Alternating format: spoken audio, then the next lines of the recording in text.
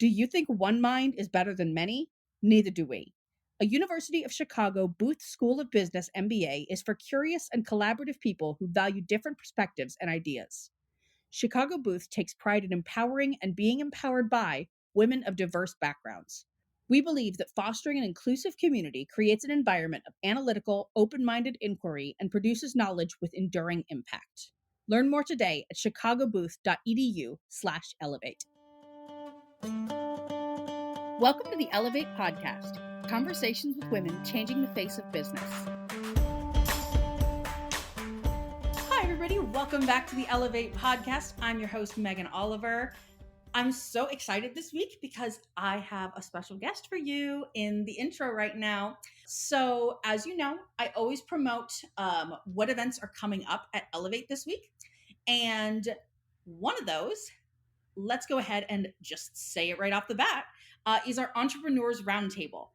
So that's coming up on Thursday of this week, and where you can meet the new entrepreneurs team as well as just have a virtual networking elevated session. It's going to be fabulous. But I actually got a chance to talk to one of the members of the new Ellevate Entrepreneurs team that's going to be running our entrepreneurs events in the future. Her name is Isioma Utomi. She is incredible, and I got to sit down with her and talk about, what she is looking forward to about the program, what you can look forward to at the program, why she got involved.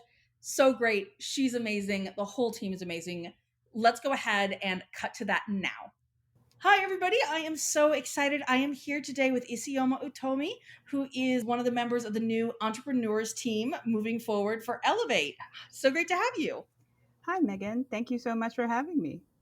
I am so excited to have you here. I'm so excited because this week is going to be our upcoming Entrepreneurs Roundtable where people get to meet the new team. Yes, it's very exciting. Yes. So I have to ask, what brought you to the Ellevate Entrepreneurs team? So, I've been a member of Ellevate in general, just a little under 2 years. And one of the first roundtables I went to was an entrepreneurs roundtable. And interestingly enough, I just had an idea at the time. I didn't have a running business, I still had a full time day job, but I was curious about the entrepreneurial journey. And just the support I received from the community was so amazing that I quickly became quite involved, attending in the meetings quite regularly. And I think at this point in time, when the original entrepreneur chapter leaders were essentially handing the baton, you know, I figured I want to help maintain this community. I want to help support this community as it supported me. So I think that's part of the reason why I decided to be part of the leadership team, and I'm sure one of the reasons all our chapter leaders decide to join because it's such a great community. It absolutely is. I love our entrepreneurs team, and I'm going to miss those outgoing, but I'm so excited for the new team that's coming on too. Definitely. So there are four of us on the team. It's Carmen Valdez, Stephanie Baser, Crystal Thies, and myself. And so we are just loving the opportunity because it's amazing, when you have, people who've done it before, so you have something to stand on, but at the same time, you're giving a fabulous opportunity to kind of remake it in a new way that adds to the community. That is just so amazing. Absolutely. So what can people listening in right now, I know we have a lot of listeners who are entrepreneurs. If they wanted to attend, what can they kind of expect to get from different entrepreneur events? Sure. We have a number of different events. And in fact, we're still charting out what we're going to be doing for the year ahead. But if you're attending, for instance, the first one on July 20th, that's a great one for networking because it's a good opportunity to meet the new team and also meet other entrepreneurs in the community. And we tend to do that on a pretty regular basis, at least once a month. And we also mix that up with expert speakers who come to share about different aspects of entrepreneurship. I remember when I joined, and one of the first roundtables was about, how to start a business or how to go from an idea to something that's more developed. And it was such an influence in how I even decided to move forward in my business. And so those opportunities to learn more, to engage with other members, and again, remember a big part of it is the community. And so just those opportunities to engage with others, to learn from others, to help support others, because you learn a lot also as you support others, is just great for just developing your business regardless of the stage you're in. Fabulous, yes. And you mentioned the upcoming on July 20th is the kickoff event for the entrepreneurs. It's the first entrepreneurs roundtable with the new team, and you're all going to be there, right? Yes, we are. So, I mean, if you've been to a couple of the previous ones, we've popped up occasionally. We've gradually been introduced to the group. But I think this is our full fledged, first session where we're all, coming first to share about ourselves and what our vision is for the community, what each of us is up to in our own businesses, because each of us is an entrepreneur in her own right, and just basically having discussions. What is it that you expect from the community? What would you like to see? What would add value to you? And the vision we have for creating greater synergy within Elevate as a whole with entrepreneurs. Absolutely. And so that's coming up again on July 20th. It's 3 p.m. Central Time if you're my time. If you're on Eastern Time, that should be 4 p.m. And if I don't even know what it is on Nigerian time. It's typically about 9 p.m. Nigerian time. Oh my gosh, that more power to you. I know we're also a little behind the scenes. I know we're also talking about maybe switching up some of the times to accommodate our community. So be on the lookout for, if time is a barrier for you, it might not always be. Yes, so definitely if you can attend, please do. We'll also be sharing a survey in the next couple of weeks. We really want to hear back from our members and prospective members because we really want to see how we can give you the best value as part of your Elevate experience.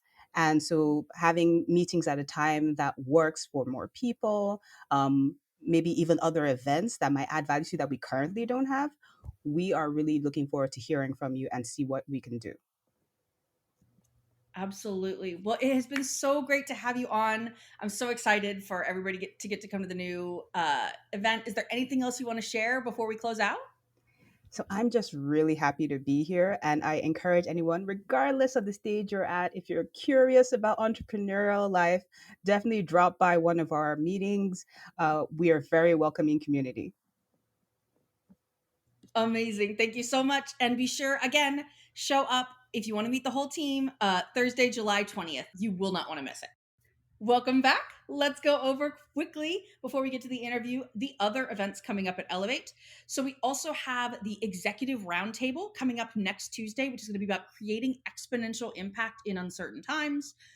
Times have rarely been more uncertain than they are now. So, I think pretty timely.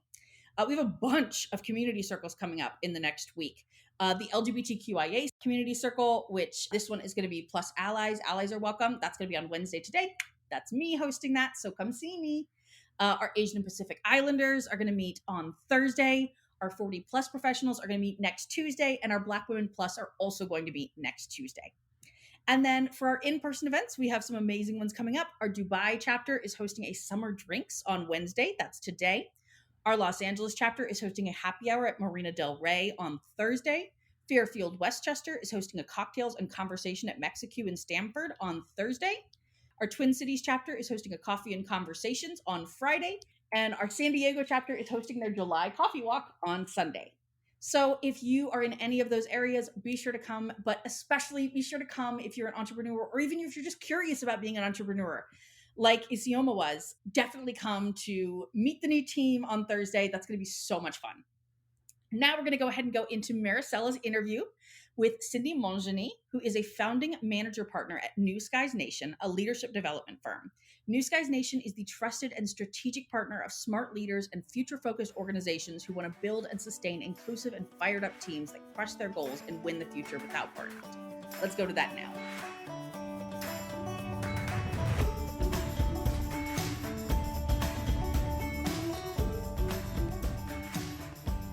Hi, everyone. Today I am here with Cindy Montgenie, who I am very excited for y'all to get to know. I know her, and I think you're going to love her.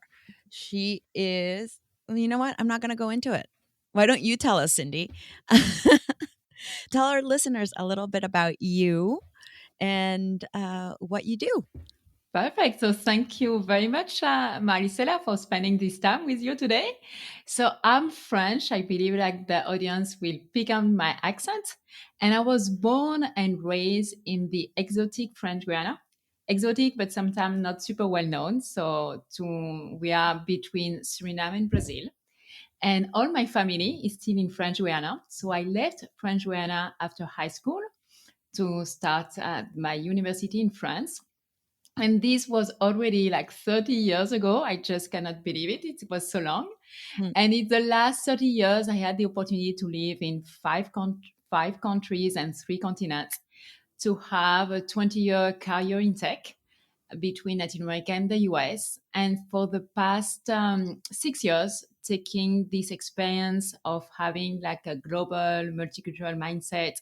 When I was in corporate America, I had the opportunity to lead remote and multicultural teams when remote was not fashionable, but Mhm. I was already doing it. Since 2017, I started a consulting and leadership development company, so strategy and leadership development.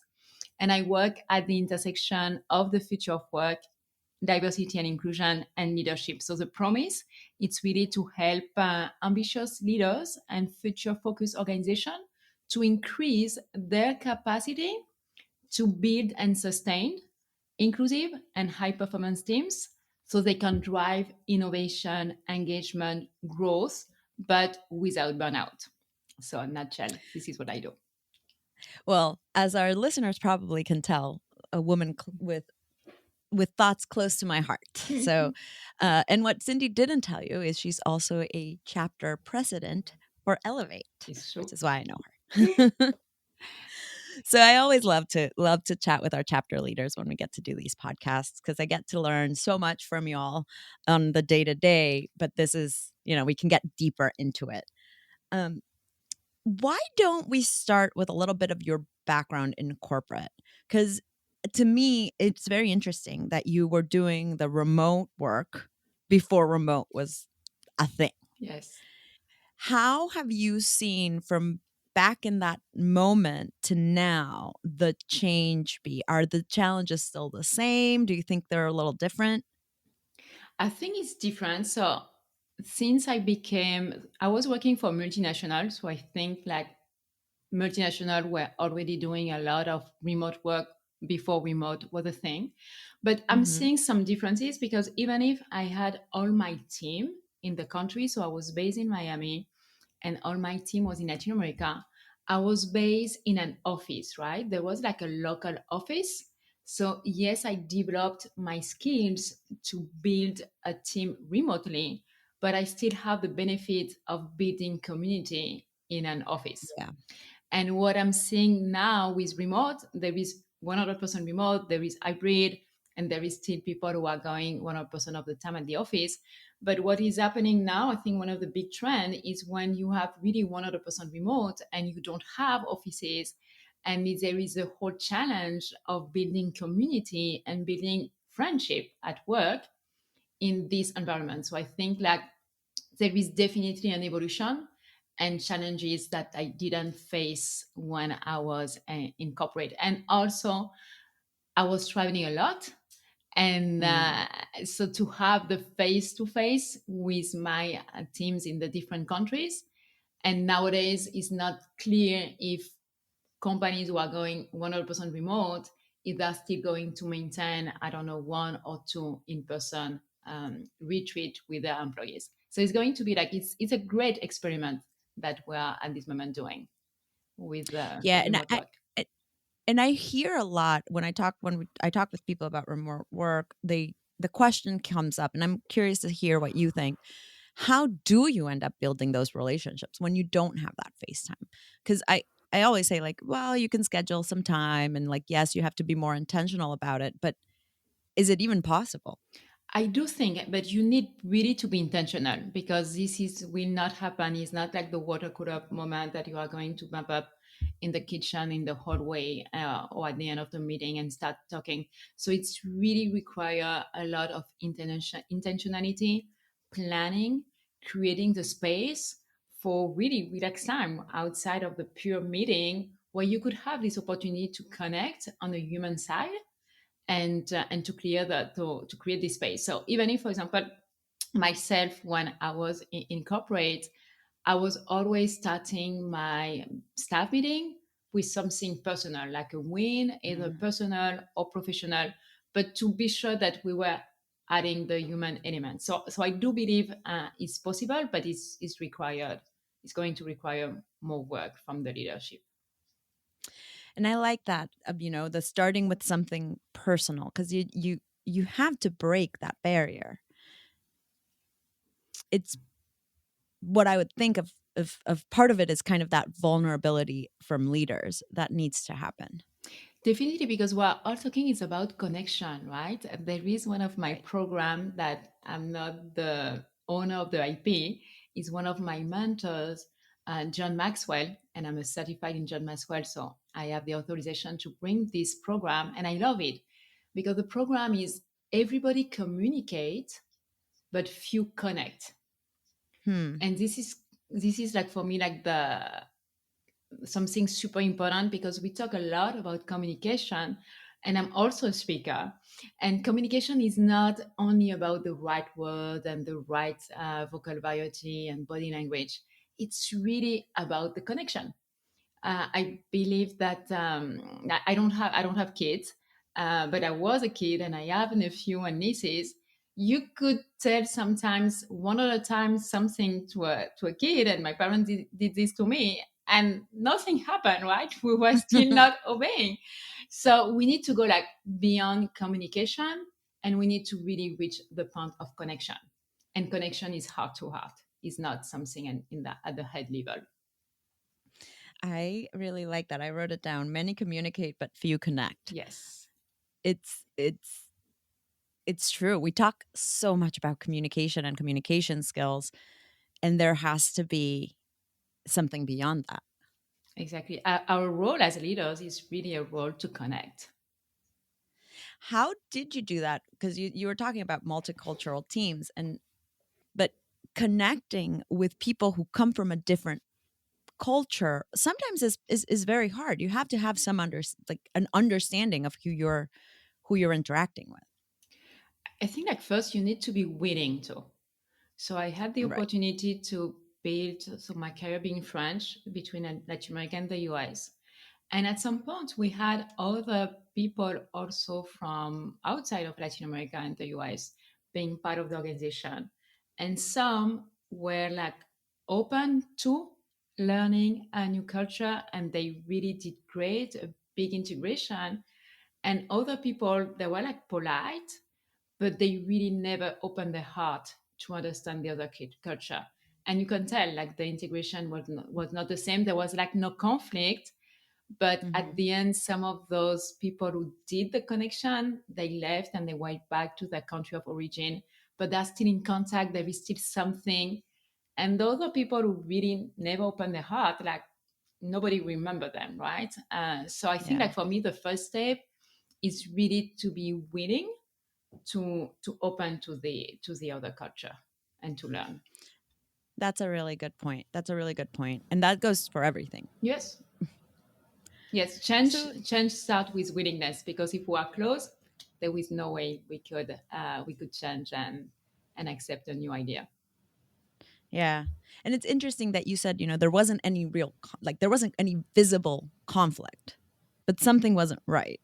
Yeah, it was superficial, right? It was like there Right. were like compliance, but there were not commitment. And this is Which something, is yeah, this is something that I work a lot when I do my leadership development with leaders. It's like sometimes we need compliance, right? People need to follow the right. rule and ethics, but really, when we want if we want engagement, this is what every organization needs to have high performance.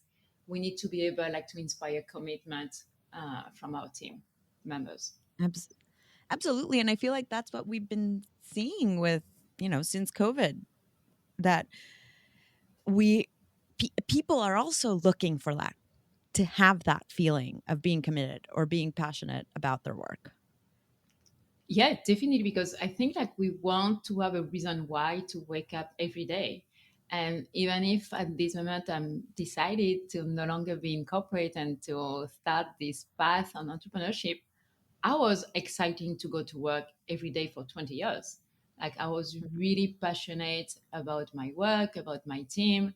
And this is what I think everybody wants. We spend like so much time working that we don't want, we want to feel excited about our work and to be committed to the work. How did you make the decision to go on your own? So it was like kind of life pushes me. So I'm like super strong in having a vision for your life and having like your values.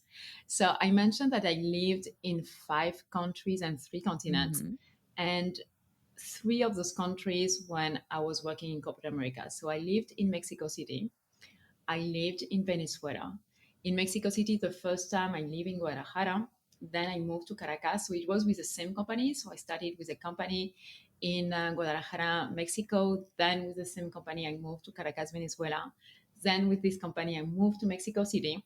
And with this company, I moved to Miami. And I spent like 20 years.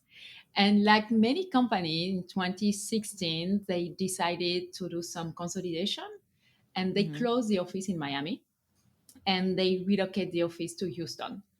I was offered to move to Houston, so my job was not cut off. Like, unfortunately, this is happening a lot at this moment, a lot of layoff. So it was not a layoff; it was just you need to move to Houston, and we're going to take care of everything, the move, but there will no longer be an office in Miami.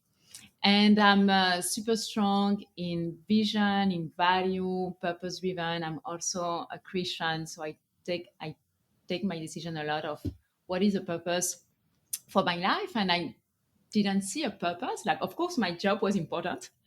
I'm not married, so it was important to have a job that I love, that was Hmm. great. But I think like there is more, and I do believe that your company, your business is the way of giving your money, but it's not your source. I do believe that Yeah. God is my source. So this is why I decided, no, I don't think at this moment. I was living in Miami for 16 years. I had done all those changes, moves that I told you, and I didn't feel that I have the energy and the desire to do it again. I didn't see a strong why. So I make the decision to quit because I was not willing to move. And then after I was, so it was like 7 years ago, I had, of course, the option to look for a job in Miami. And this is why I decided I think this is a good time in my life to to do something on my own and to see if it works. Because if it doesn't work, I was not, some people are burnout, they don't want to go back to corporate America. I didn't have anything against corporate America. I was not burnout.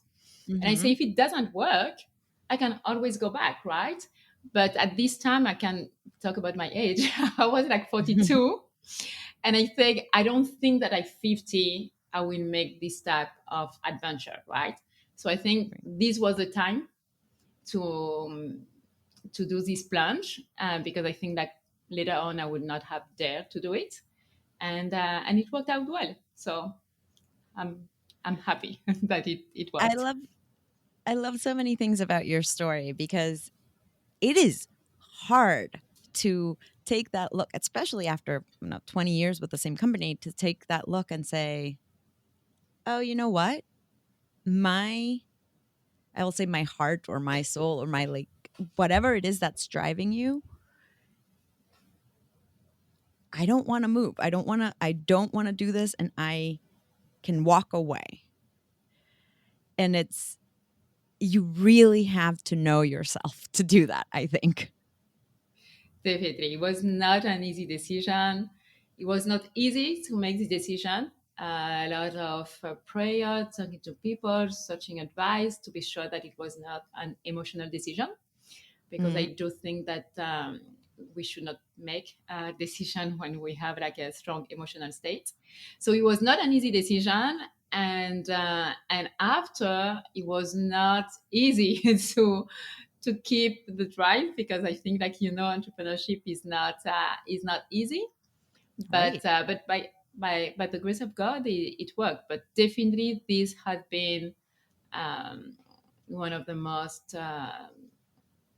difficult challenge to start something from scratch, but also a super learning and growth experience. But yes, this is also something that I talk a lot. Of course, there is, even if I'm passionate about the future of work, I don't think that no one can predict the future. But what I always encourage my clients is at least to have a vision for your life and to know Mm. your values, because otherwise you might end up living the life of someone else. And at least, like in my case, if it didn't work, okay, it didn't work, and I go back. But at least it was like my decision. It was not a decision for fear of because there was like a pressure. So for me it was important to make a decision that I felt like it was, and I don't judge people who are making a decision because they have a family and they want to have the stability. For this reason, I knew that most probably at 50 years old, I would not have made this decision, right? Because when you are like closer to retirement, you you need to change your approach to risk. And Hmm. but I was 42, and I thought, yeah, I can I can do it, but difficult, definitely. Yeah, I think such an important lesson. And a lot of women start their businesses at around 40, which is, as you're talking about it, I'm like, that makes sense, right? Like, you're kind of old enough to know better, but young enough to take the risk. Yeah, So let's talk a little bit about the future of work. When you were introducing yourself, you talked about the future of work and DEI, and kind of you talked about them together. I think that they are extremely interrelated. And again, for those, I think people who listen to this podcast know what DEI is by now, but diversity, equity, inclusion. And we'll throw in the B there for belonging as well. How do you see the concept of like diversity, equity, inclusion, and belonging influencing the future of work? yeah. I have them on my platform because, as you were mentioning, for me they go hand to hand. Because the Hmm. future of work is really like this reflection that we must have. Not everybody is having it, but many people are having it. That we need to change the way we lead, because the way we live and work is going to change. And it's going to change because we have those huge technological breakthrough, machine learning, AI, robotics, that are really going to replace what human were doing. But of course, there will be like new needs of human skills. So for this Hmm. reason, we need to rethink the nature of work. We will have those new way of organizing a company, as we talk, like remote, hybrid. There is freelancing. So there is like an emergence of different trends, and we have the change in our society. So we have demographic changes, Hmm. and we have the fact that in the US and also outside the US, the population is becoming more mixed race, right? And there is Yeah. a decrease. So if your customer is changing, the demographics of your customer is changing. If the demographics of your employee is changing, you need to change your leadership. Because also when we look at those technological breakthrough that are changing the nature of work, at this moment, there is a war for talent. So if you want really the best talent, and your talent is going to become more brown than what it is now, this person wants to feel welcome, as we were talking, committed, engaged, and connected. So for this reason, what I'm working with my client, for me, the future of leadership is inclusivity and innovation goes hand to hand. We really need to address this. So, work, the future of work really is about the future of leadership, which I agree. And how leadership adapts to all of the changes that are happening outside, right? Like the It's a AI bit bigger than technology. leadership, because it's going to affect everybody. It's not also Okay. going to affect the, it's just like the way that we need to lead to really maximize on the future of work needs to change. But the future of work will affect like really everybody, because it's going to reshape everything.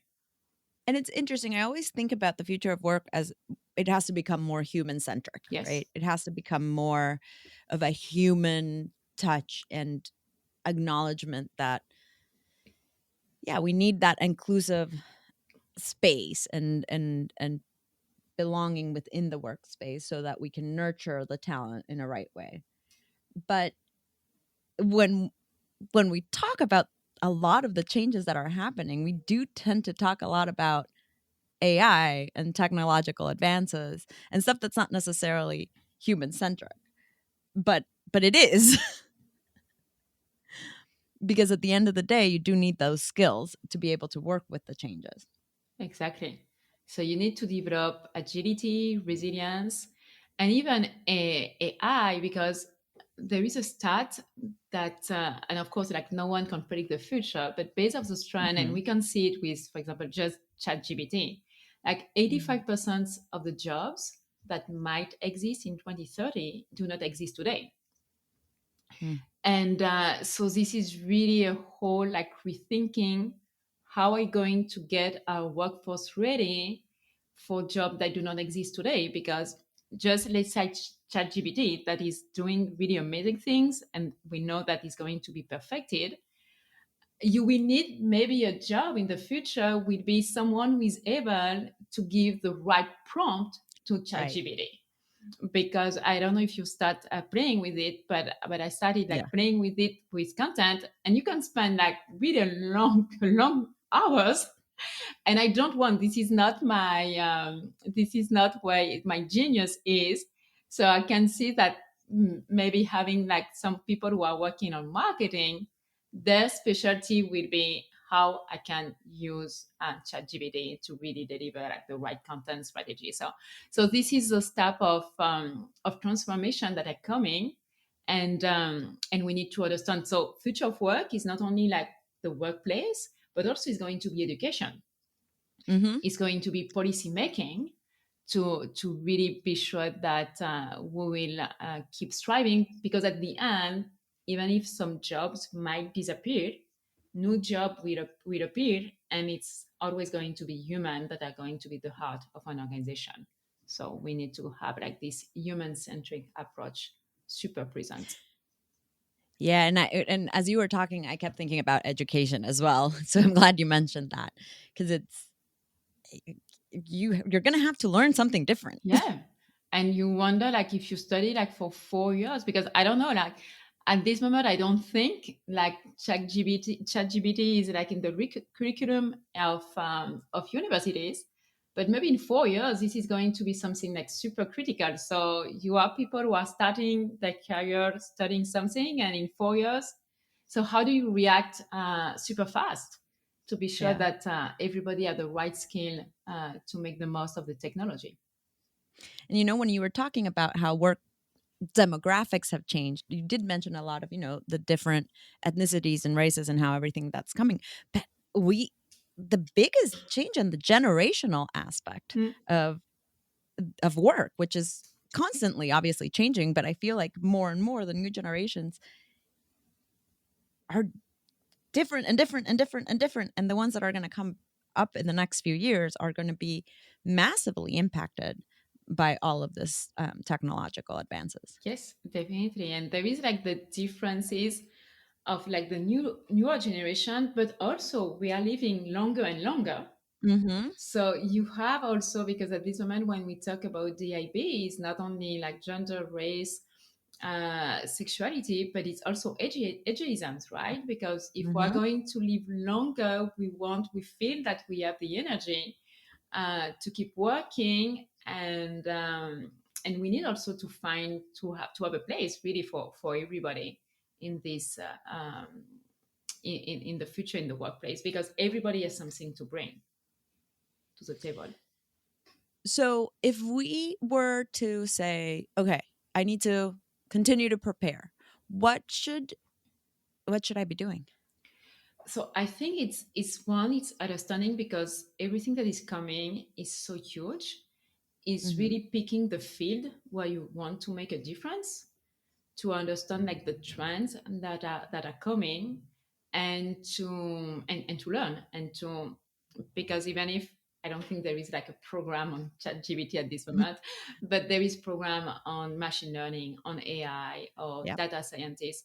So it's really to pick your field and to start studying, if you are in marketing, how this is going to affect you. You are in finance, how this is going to affect you. And if you want to change, because this is also something that we're seeing, that people maybe who have been in finance might want to cross over to marketing.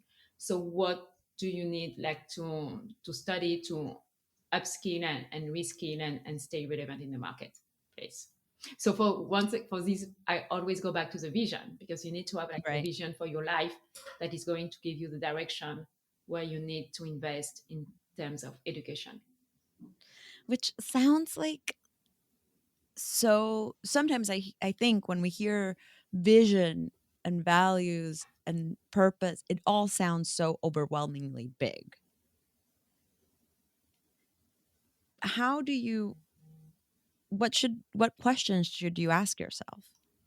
Like in terms of vision, for me, is where do you want to go? Where do you want to see yourself? And there is, you could work it like 10 years, 5 years, 1 year, what makes Mhm. you comfortable. Because again, there is a lot of things that we're not going to control, but Right. at least we can set a direction, and after according to where life lead us, we might adjust. But it's really understanding, how do you see yourself, what do you want to be, who do you want to become, to do, to have, to live, especially now with remote work. Some, not everybody, will have the option to Yeah. pick where they want to live, and it might not be where the headquarters or company is located. So it's really take the time to define what do you want. And also those priorities change, right? The Right. vision you might have for your life at 20 most probably might be different at 30, 40, 50. So Mhm. this is not a one-time process. This is something that you need to take time and to review and reassess. Yeah, you got to get to know Yeah. yourself over and over and over Yes, again. exactly. So thank you so much, Cindy. This, I mean, you got me thinking. There's definitely, I believe in the importance of human-centric leadership and work, and the world is changing. Yeah. We have to adapt. And I love the fact, Marisela, that you mentioned like I make you thinking, because at this moment everything is so fast and we have a Mm, such fast-paced world. This is what we are losing. We are losing the capacity for reflection, for slowing down, because it's kind of counterintuitive. But to really be able to stay ahead of the game in such fast-paced environment, we need to slow down. We need to create a space of reflection, rest, renew, recharge, to also avoid burnout, to really find the next step. And what is happening, that we can lose ourselves in the fast-paced life, and this is where we miss the opportunity to identify a trend and to pick a direction. So this word is critical, to really give ourselves the time to reflect and to pause and to analyze, and not just be like automatic mode. Because this is one of the fear of people, is like machines, AI are going to replace jobs, and there is no doubt that some jobs are going to disappear. But there are a lot of things that AI and robots will never be able to do. But mhm. if what we are doing, it's only being like a robot, so yes, we are not bringing value, because those will be done by robots. Like one of the industries that is going to be affected by AI is lawyers, is accounting, is a lot of things that are just systems, right? So Mhm. we need really that to reflect and to take time in this fast-paced world. So important. I'm glad. I'm really happy. It's so counterintuitive, but in running, they tell you the same thing. If you want to be fast, you need to slow down. Mm, And it's really true. It's we do have to get those moments of reflection, yes, and we do have to get those moments of recharge too. yes. Thank you, Cindy. This Yeah, was this was awesome. thank you. Love it. Well, We're going to do a little lightning round. Okay. So, just some lighthearted questions. Um, would you rather explore the bottom of the ocean or outer space? Space. Space. If you could time travel, where's the first place you would go? I will go into the future and I will go into the time where we have flying cars. You're one of the brave ones. I every time someone answers the future, I'm like I'd be a little scared. Like I think we are all I waiting don't. for flying cars because they've been announcing the flying cars for at least like 50 years, and That's true. I don't think I will see those in my lifetime. But if I can go into the future, but I do think that one day we will figure out how to do it. One day. I mean, I think so. If you could have any superpower, what would it be? To be able to snap my fingers and to have my house super clean just by That's a good snapping my one. fingers. That's a good one. It's a really, really good one. Favorite mythical creature? I'm not so like into mythical creature, but I will pick like fairies. At least Oh, something that those are in nice. light and not dark. uh, what sport would you compete in if you were in the Olympics? I'm not sport at all, like really. I've never been. But there is a sport that I enjoy seeing is like Mhm. synchronized swimming. I don't know how they Ooh, do this, but for me, this is like really fascinating. This it sport. is. It must be really, really hard. Mm. Best piece of advice you've ever been given? To always respect everybody, no matter their status, their level, their title, but to really give the same level of respect to everybody because we're all human and we should not really have differences. So I this like is that. something that I intend to really be aware and do. That's an important piece of advice. Mhm. And finally, what's one thought you'd want to leave with our listeners? So based off like our conversation in this fast-paced world, I think like we really need to take the time to reflect how we are going to future-proof our career and our business. And one of the assets, and this is why I love Ellevate, to future-proof our business will be the quality of our network. So what I will Mm, leave the audience with is to be sure that they are surrounding themselves with people who will help them propel into the future and not be stuck into the cycles of their past. that is a really great note to end on. Thank you. Thank you very much, Marisela, for the time and the opportunity. Thank you, Cindy. Hi, everybody. Welcome back. Loved that interview. Love Cindy. Just 10 out of 10. Couldn't wait to share this one with you guys. Let's go straight into our history makers. So, Jasmine Crockett became the first Black female Democrat to play in the congressional baseball game. I'm a big baseball fan, so I love this. Kelly Evans became the first queer woman of color to serve on the California Supreme Court. Jessica Katzenmeier became the first trans woman to run for Wisconsin State Senate. Mia Buddha became the first Indian American soccer player to represent the U.S. women's team at any FIFA World Cup. Jeanette Martinez became the first Latina to serve on the Fort Worth City Council. Yay, Fort Worth! I'm in the Dallas-Fort Worth area, so that makes me happy. And Mahasweta Ghosh became the first Indian woman to complete the Marathon des Sables, a 6-day, 250-kilometer ultra marathon that is believed to be the equivalent of 6 regular marathons. So, in other words, I would super die. Like, I don't even know how you even go about. Congratulations to her. Congratulations to all of our history makers this week.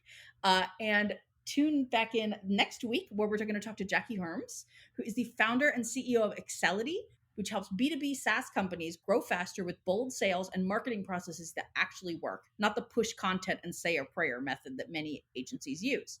She's also the host of the podcast, The Art of Entrepreneurship, where she cuts through the BS and digs into what it actually takes to start and grow a business. Can't wait for that episode. See you then. Ellevate Network drives real results for ambitious women trying to break through the glass ceiling and achieve success in their careers. We offer a platform full of resources and opportunities for growth, all designed to help you unlock your potential. With Ellevate support, you can take the first step toward achieving your professional goals. With a supportive community and tangible resources at your fingertips, you're only one step away from reaching your fullest potential. Join us today and take advantage of our 30-day free trial to start building the career of your dreams. Thanks so much for listening to the Ellevate podcast. If you like what you hear, you can subscribe, give us 5 stars, and share your review. You can learn all about Ellevate membership and all the great things that Ellevate Network is doing at our website, www.ellevatenetwork.com. That's ELLEVATE network.com. And special thanks to our producer, Catherine Heller. She rocks. Thanks so much, and join us next week.